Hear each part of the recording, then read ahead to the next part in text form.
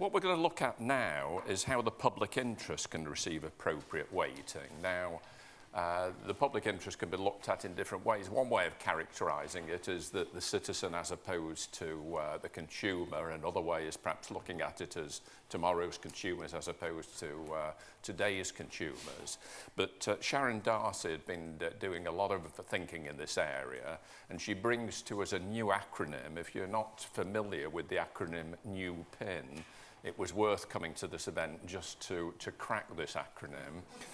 It stands for the New Energy and Water Public Interest Network. Sharon is very much the driving force behind this, and I'd like you to welcome her to the podium, please.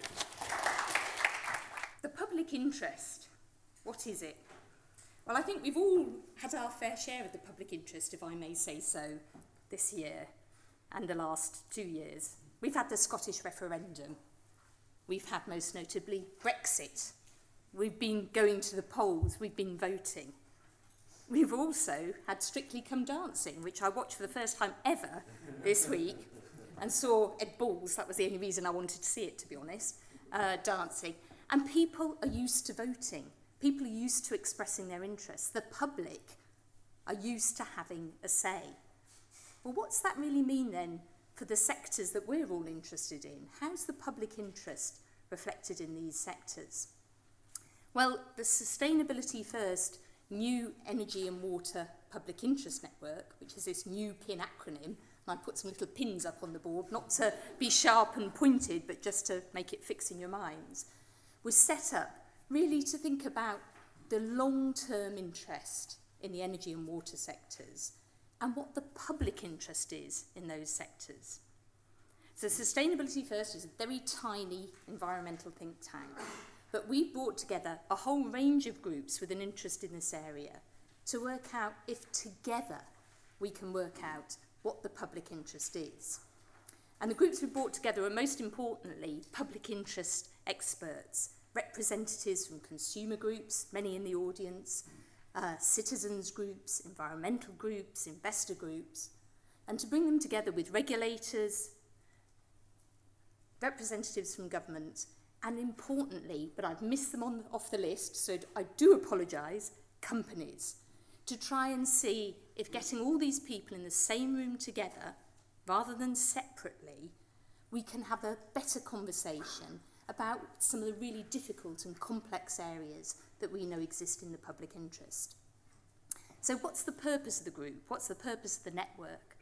It's a type of what research experts might call deliberative engagement.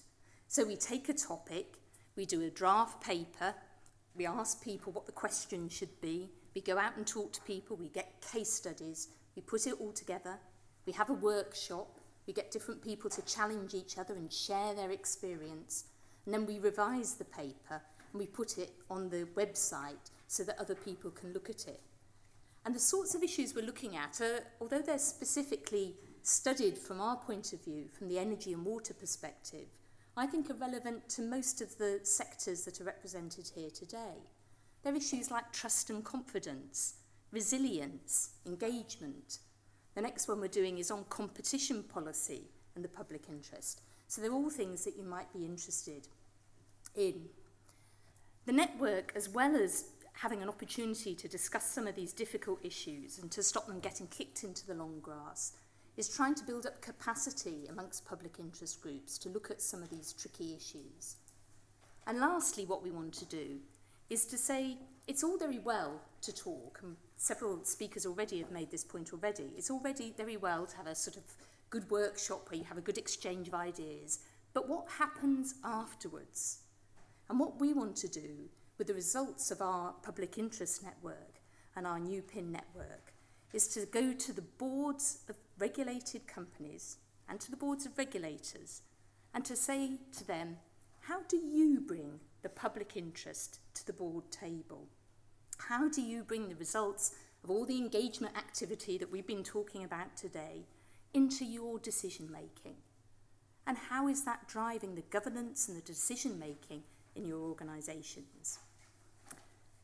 So, what is the public interest? It's a very amorphous concept. Roger's already said that many people start with the idea of consumers and then build outwards, which is what I've done here in this egg-type diagram.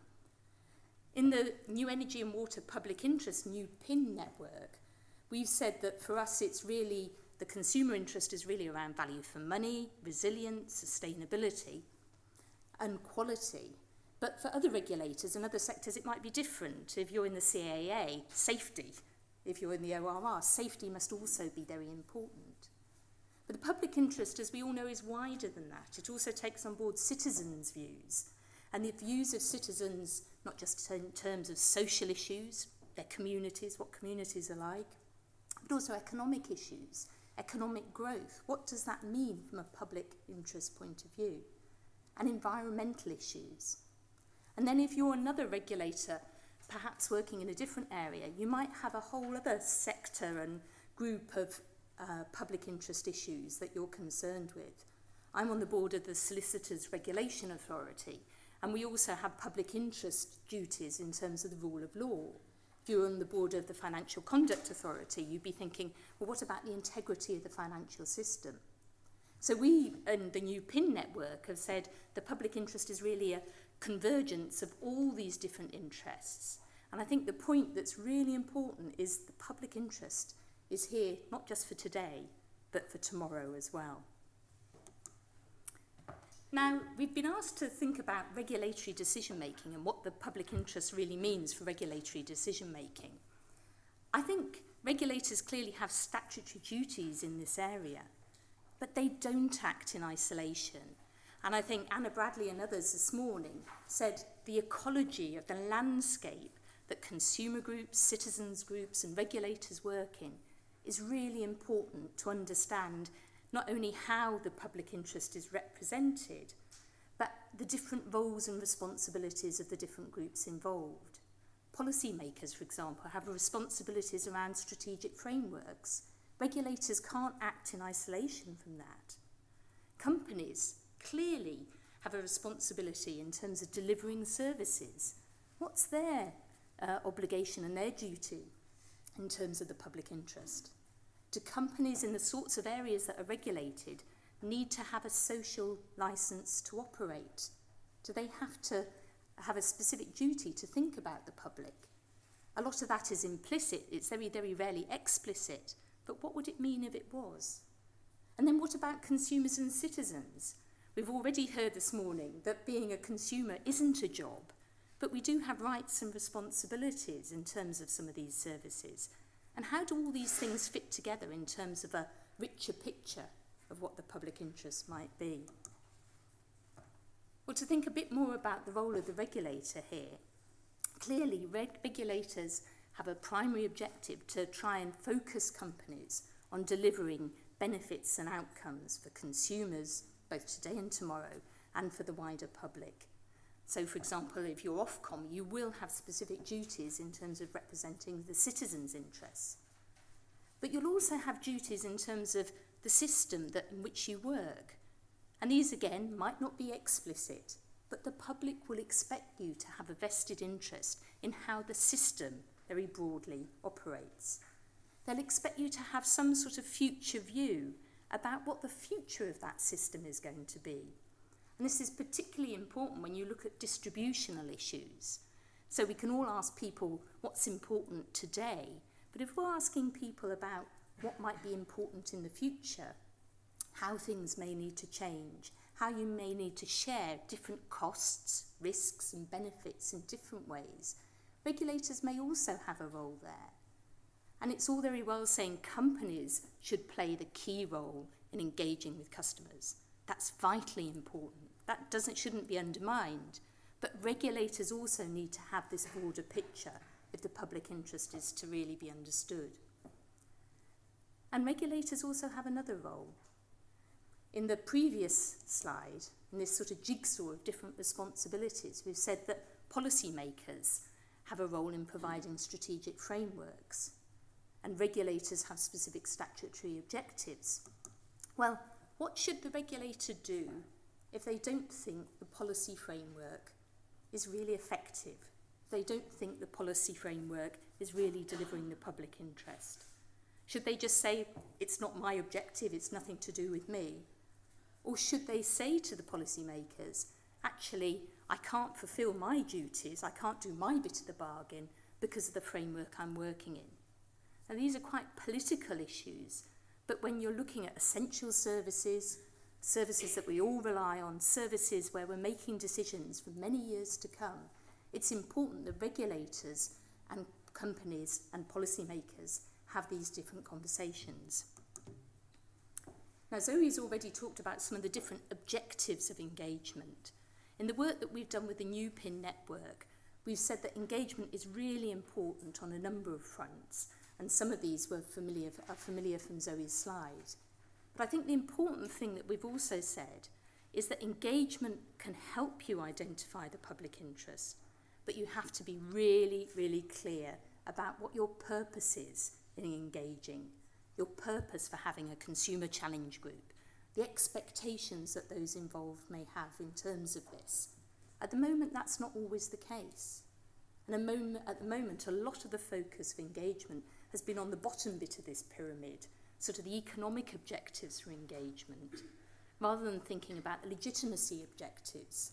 And that could be because of the perceived democratic deficit that may exist in the sector if people feel uncomfortable in the population for having what they might see as a service with a public interest being delivered by private companies. There are also wider cultural objectives for engagement that many regulators are keen to try and stimulate, particularly when you think about the future and how some future services may need to evolve.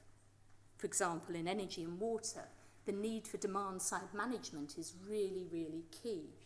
If you're going to get companies to become more focused on providing for the demand side, they need to be able to take their customers and work with their customers to try and go on a cultural journey where they become more responsive. And last but not least, 4 suggestions of areas where we can ensure that the public interest has greater representation in regulatory and company decision making. Governance first off. So the new Energy and Water Public Interest Network will be talking to boards about this in the energy and water sectors. If you've got any questions that you think we should be asking them, please let us know. How you balance different interests. The interests of all the different groups we engage with aren't always the same. There are differences. Are you balancing those in a clear way? Are you innovating?